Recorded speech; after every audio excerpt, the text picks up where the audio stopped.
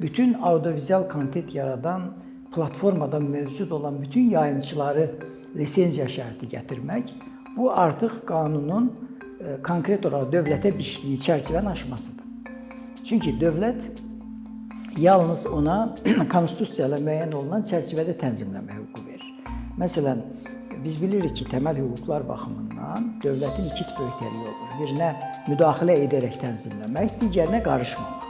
İfadə azadlığı daha çox qarışmamaq çərçivəsində olan öhdəlikdir. Dövlət o sahəyə qarışmamaq.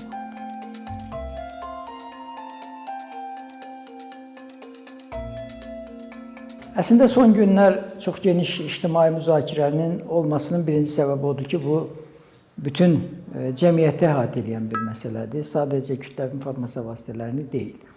Əvvəllər informasiya məsələsində peşəkar qurumların fəaliyyəti tənzimlənirdi. Yəni kütləvi informasiya vasitələri deyəndə biz çap mediası, agentliklər, teleradio sahəsində olanları əhatə edirdik, bir də informasiya agentlikləri. İndi isə burada media subyekti anlayışı çox genişdir. Və burada konkret olaraq audiovizual kontent yaradan hər kəs bu qanunun bu və digər formada təsir altındadır.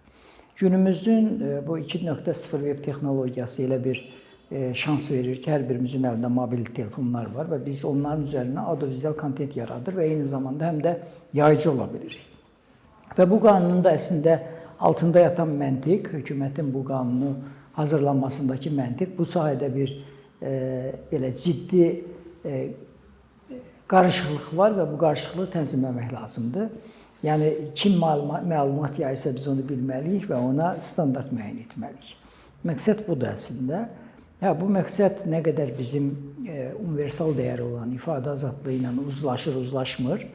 Əlbəttə ki, bu çox ciddi bir problemdir. Çünki biz bilirik ki, klassik deməli media funksiyası ya da ümumiyyətlə kütləvi informasiya vasitəsi, yaxud da mass media dediyimiz tərəfi, bunlar sistemli şəkildə əsasən azadlıq teorisi üzərində, nəzəriyyəsi üzərində durur. Yəni, media azad olmalıdır. Medianın azadlığını məhdudlaşdırmaq mümkündürmü? Qismən mümkündür. Amma bu məhdudlaşdırma onun legitim səbəblərlə məhdudlaşdırılmasıdır. Tutalım ki, biz medianı elə canımız istəyir, hər kəsi lisenziya bağlayaq, belə bir şansımız yoxdur. Azərbaycan Avropa Şurası üzv olduğu üçün Avropa məkanında faktiki olaraq mediaya dair tənzimləyici normalar mövcuddur. Ümumiyyətlə baxdıqda bunun təməl hüquqi bəslənmə yeri Avropa İnsan Hüquqları Konvensiyasının 10-cu maddəsidir. İfadə azadlığı və eyni zamanda media azadlığı məhz o çərçivədə bugünə qədər 70 ildir, 72 ildir, 72-ci ilə çatır, Avropa məkanında tənzimlənib və o cür tətbiq olunub. Orada yalnız medianın elektron kütləvi informasiya vasitəsi kimi televiziya və radio sahəsinə dövlət müdaxilə edib tənzimləyə biləcəyi nəzərdə tutulur. Amma bütünlüklə medianı dövlət tənzimləyəcəyi məsələsi bu Avropa hüquq məkanında, o cümlədən Avropa İnsan Hüquqları Məhkəməsinin yurisdiksiyasında qəbul edilmir. Bu qanunda gətirilən müddəalar məhz bax bu fəlsəfi və ya nəzəri olaraq müəyyən olunan çərçivəni aşaraq bütün medianı tənzimləmə təşəbbüsü ilə çıxış edir bu layihə. Yəni, bütün media dediyim, teleradio sahəsi var işin içində, amma çap mediası da var. Amma deməli, audiovizual kontent yaradan və elektron vasitələrlə yayılan bütün sfera var, onlayn media və eyni zamanda burada platforma yayımçısı adı altında yeni bir anlayış gətirilir və platforma dediyimiz şeydə əslində bizim bildiyimiz platformalardır. YouTube platforması, Facebook platforması, yaxud sosial şəbəkə platforması, belə deyək.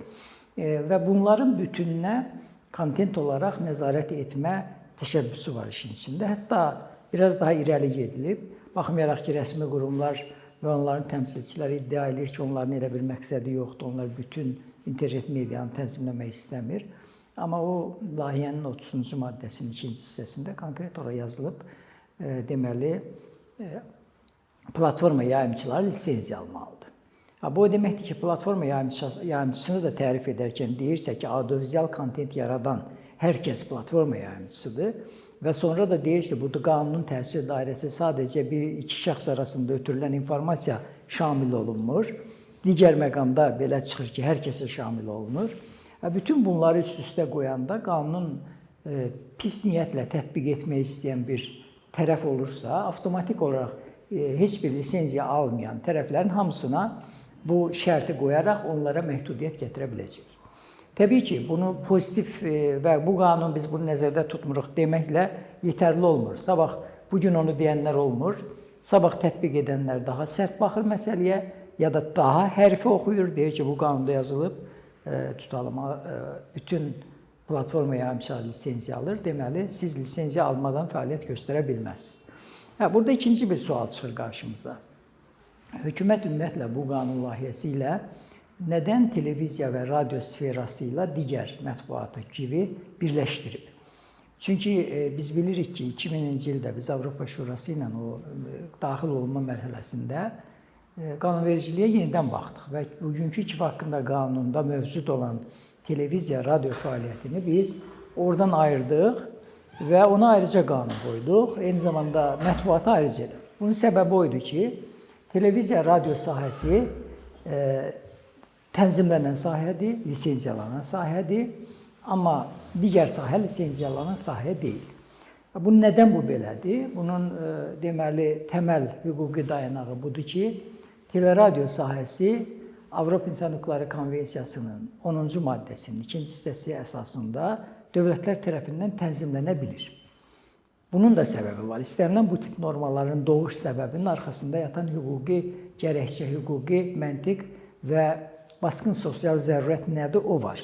Bunun da səbəbi bu olub ki, 1950-ci ildə Romada qəbul olunan zaman konvensiya, o gün üçün düşünün ki, dünyada televiziya çox az ölkədə vardı. Məsələn, Azərbaycanda televiziya 56-cı ildə qurulub. Yəni, 50-ci ildən 6 il sonra.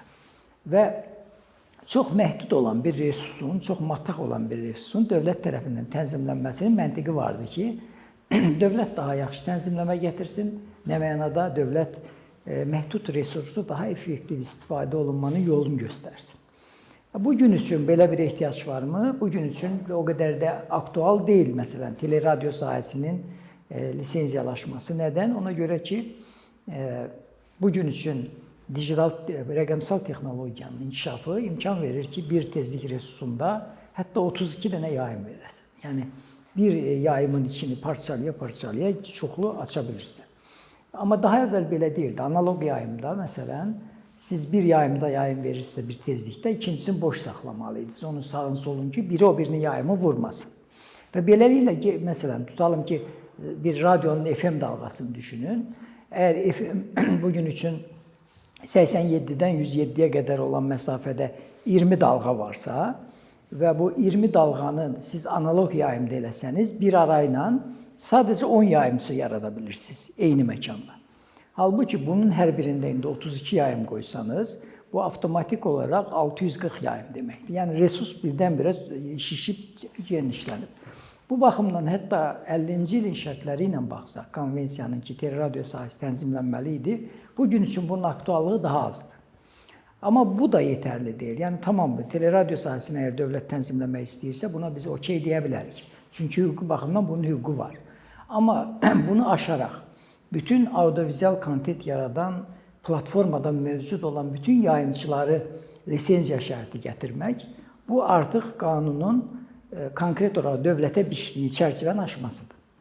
Çünki dövlət yalnız ona konstitusiya ilə müəyyən olunan çərçivədə tənzimləmə hüququ verir. Məsələn, biz bilirik ki, təməl hüquqlar baxımından dövlətin iki tip öhdəliyi olur. Birinə müdaxilə edərək tənzimləmək, digərinə qarışmamaq. İfadə azadlığı daha çox qarışmama çərçivəsində olan öhdəlikdir. Dövlət o sahəyə qarışmamalıdır. Yalnız onun qarışa biləcəyi sahə, qismi sahə dediyim teleradio sahəsinin lisenziyalaşmasıdır. Bu qanunda baxırıq ki, biz bütünlüklə qarışmalar. Sadəcə lisenziyalaşma məsələsi də deyil. Qarışmanı başqa bir yerdə harda görürük? Jurnalistlərin tanımlayarkən, onların anlayışını verərkən, jurnalistin sadəcə profesional bu işlə məşğul olmaq, ardıcıl bu işlə informasiyalama işi ilə məşğul olmaq deyil, eyni zamanda mülki əmək müqaviləsi, vergi ödəyicisi kimi, vöhün qeydiyyatı kimi şərtlər də qoşublar. Halbuki biz modern dünyada jurnalistin sadəcə peşəkar çərçivədə informasiyanı emal edib yayan və sistemli yayan tərəfi jurnalist kimi görürük. Bunun xaricindəkilər də jurnalistlər. Amma necə jurnalistlər? Onlar məsələn sosial media üzərindən biz bir vətəndaş jurnalistikası deyilən bir proses var. Yəni bu da reallıqdır.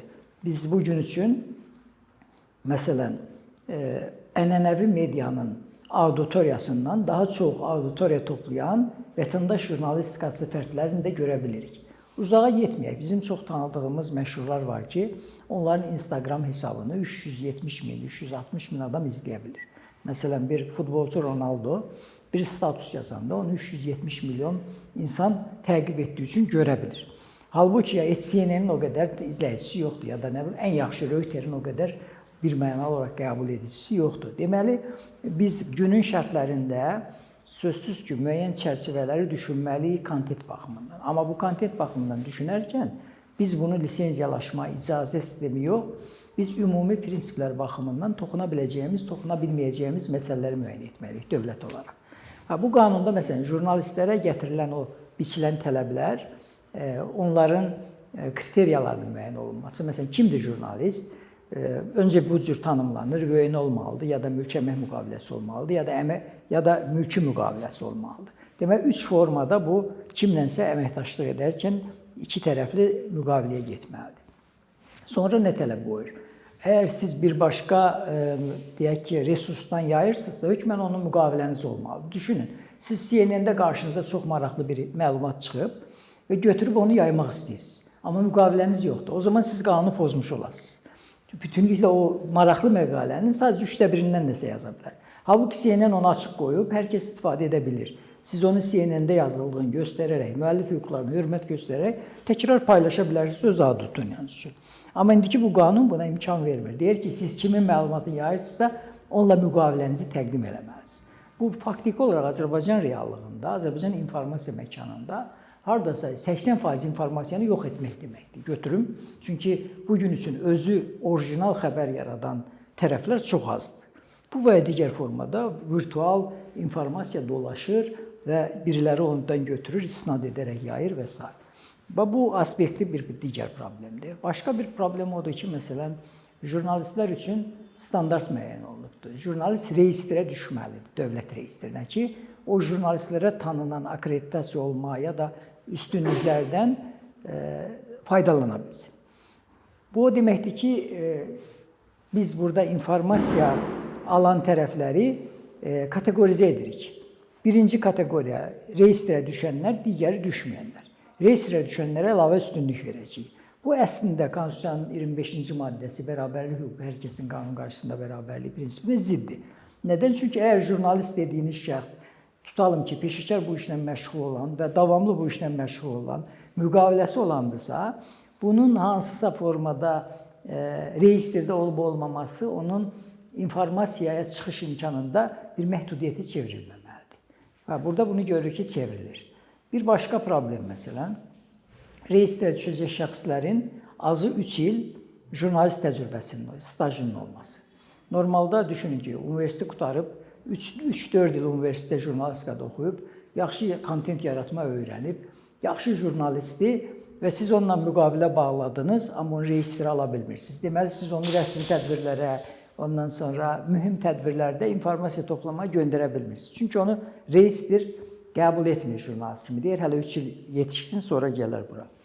Yaxud da əvvəllər məhkum olunmuş, ağır və xüsusi ağır cinayətlərdə ittiham olunmuş şəxslər ödəmiş olsa belə məhkumluğu yenə də jurnalist kimi reyestrə düşə bilməzlər. Bu deməkdir, günümüzdə məsələn Eynullah Fəthullayev 7 il 6 ay həbs almışdı və o faktiki olaraq jurnalistdir, deyək ki, bir neçə saytı var, amma artıq yeni qanuna görə o jurnalist ola bilməz. Yaxud da bir başqası deyək ki, Xəzri İsmail araşdırmacı jurnalistdir, amma hansısa qanunsuz bir həbs keçirib və ona görə məhkumiyyəti var, bunu jurnalist saymayacaq. Yəni bu tip yanaşma çox ciddi şəkildə jurnalistikanın, hansı ki, dövlət buna müdaxilə etməməlidir, o özünü tənzimləmə bir prosesi olmalıdır. Təəssüf ki, bu istiqamətdə çox ciddi müdaxilə görünür burada. Əlbəttə, orada çox sayda daha detallar da var. Mən bundan bağlı 2 günün, dünən böyük bir statusda 3 səhifə A4 paylaşmışdım, nələr tələb olunur reestr üçün. Bu qanundan çıxarışlardır. Amma bu qanunun sadəcə problemləri bu da deyil. Qanunda məsələn tənzimləyici qurumla bağlı ki, bu qədər böyük media qurumlarının hamısını lisenziyalaşdırırsa, IP kanalları lisenziyalaşır, kabel TV-lər lisenziyalaşır, yerüstü qurğular və oradan yayılan transmitterlər, yayım bütün televiziya, radio, istər regional, istər ümumi ölkə, hamısı lisenziyalaşır. Ondan sonra platforma yayımçısı lisenziyalaşır. Yəni bu lisenziyalaşanı da bir lisenziyalayan qurum var da. Bu qurum üçün standartlar nə olmalıdır? Avropada tənzimləyici qurumlara dair standartlar var. Həmin standartlara görə tənzimləyici qurum siyasi paletranı təmsil etməlidir. Nə deməkdir? Parlamentdəki azlıq-çoxluq məsələsində tutalım, həm azlığın, həm çoxluğun ora təklif verib, namizəd irəli sürüb, onların da qrup qərarı almadan, yaxud da siyasi aspektdən hökmən bunu seçək kimi bir təlqin etmədən sərbəst səs verməyə çıxarılmalıdır.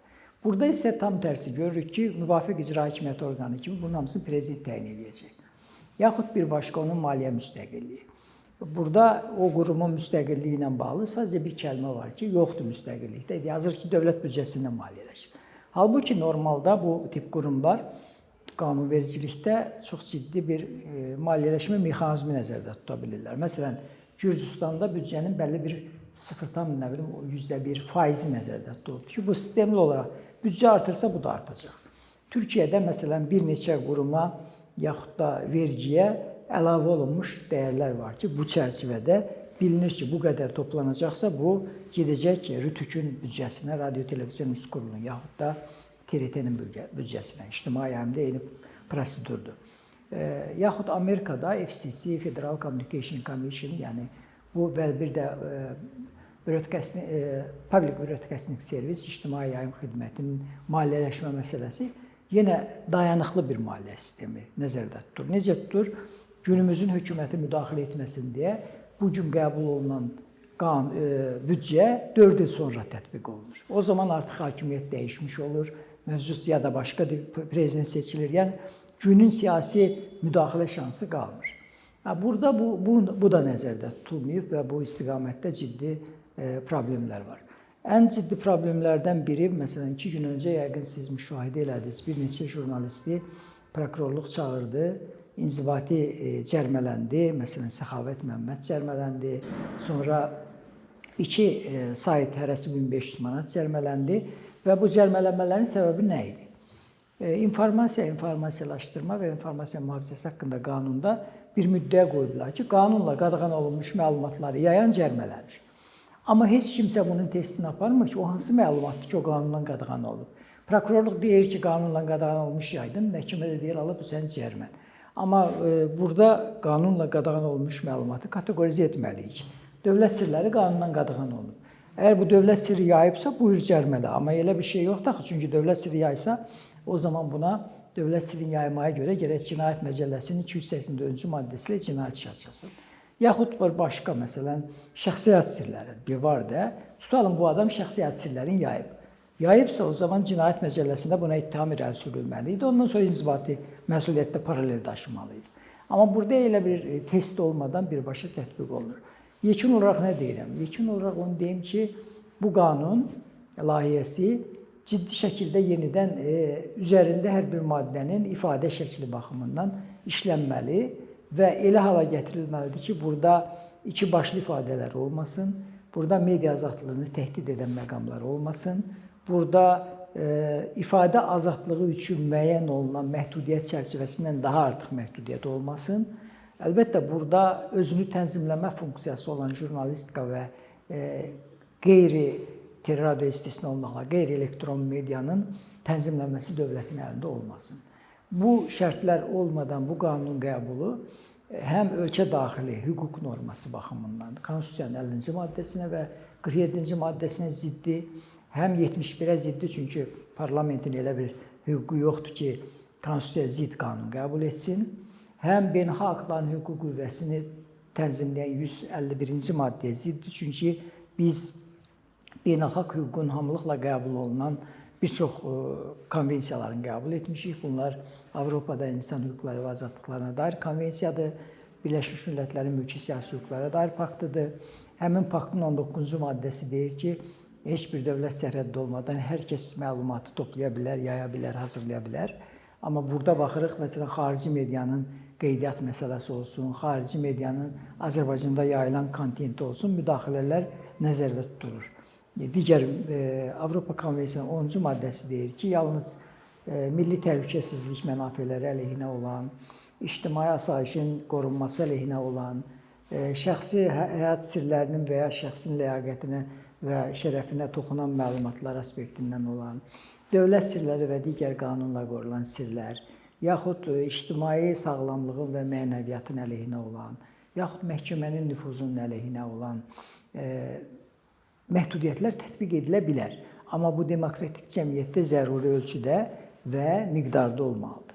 Bu qanunda bundan çox daha geniş, böyük və konvensiyaya zidd olan çoxlu bu tip məhdudiyyətlər bizə əsas verir ki, rahatlıqla deyək ki, bu qanun qüvvəyə minərsə, gələcəkdə çox rahatlıqla həm 10-cu maddənin pozuntusu, həm də onunla paralel bir çox halda, hətta 14-ün də, çünki diskriminasiya da var işin içərisində bəzi hallarda, o çərçivədə Avropa məhkəməsində çox saylı Azərbaycan əleyhinə qərarlar çıxa biləcək.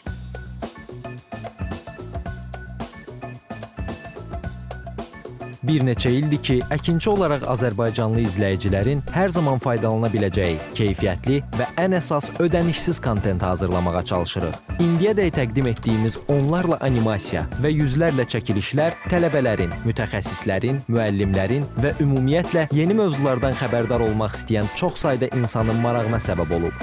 Bu illər ərzində hazırladığımız videolar təhsil, texnologiya, ictimai fəallıq, iqtisadiyyat, gender bərabərliyi, ətraf mühit, ifadə azadlığı, hüquq, demokratik inkişaf, mədəniyyət və digər mövzuları əhatə edib. Məqsədimiz çoxlu baxış gətirən deyil, çoxlu fayda gətirən videolar hazırlamaqdır. Amma bu, düşündüyümüz qədər asan deyilmiş. Gördüyümüz iş kifayət qədər resurs, əmək və təbii ki, davamlılıq tələb edir. Bu səbəbdən Patreon platformasından istifadəyə başladıq. Əkinçinin Patreon hesabının populyarlaşmasına çox böyük ümidlərimiz və gözləntilərimiz var. Bəziləriniz Patreon haqda ilk dəfə eşidirsiniz. Əslində, çox sadə izahı olan bir platformadır. Təsəvvür edin ki, siz rəssam və ya musiqiçisiniz. Sosial şəbəkələrdə sizi izləyən, işinizi bəyənən çox sayda insan var. Patreon platforması sizə imkan verir ki, izləyicilərinizin könüllü aylıq ödənişləri sayəsində işinizi davam etdirəsiniz. Sərgi, konsert zallarından asılı qalmayasınız. Amma bu, təkcə rəssam və musiqiçilərə aid deyil. Məsələn, əkinçiyə bənzər fəaliyyətlə məşğul olan bəzi layihələrin 10 minlərlə patronu var. Biz də düşündük ki, nə üçün əkinçinin Patreon hesabı olmasın? Sizin dəstəyiniz sayəsində biz daha çox və daha keyfiyyətli kontent yaratmağa davam edə biləcəyik. Amma bu dəstək yalnız maddi dəstək deyil. Dəstəkçilərimizin sayının artması gördüyümüz işlərin faydalı olduğuna dair əminlik verir. Patreon platformasından istifadə çox sadədir. Hesabınızı açırsınız, sizə uyğun dəstək növünü seçirsiniz və Patreon özü hər ayın ilk günü kartınızdan seçdiyiniz dəstək növünə uyğun ödəniş tutur. Bu qədər. Sonda onu demək istəyirik ki, dəstəkçilərin sırasına qoşulmaq istəyən, amma məhdud imkana görə bunu edə bilməyənlər narahat olmasın. Daha öncə dediyimiz kimi, bizim əsas məqsədimiz daha çox insanın hər zaman faydalana biləcəyi keyfiyyətli və ödənişsiz kontentin yaradılmasıdır. Bunun üçün mütləq patronumuz olmalısınız deyə məcburiyyət yoxdur. Amma imkanınız patron olmağa çatırsa və bizim işimizi bəyənirsinizsə, patronlarımızın sırasına qoşulmağınız bizim üçün çox önəmlidir.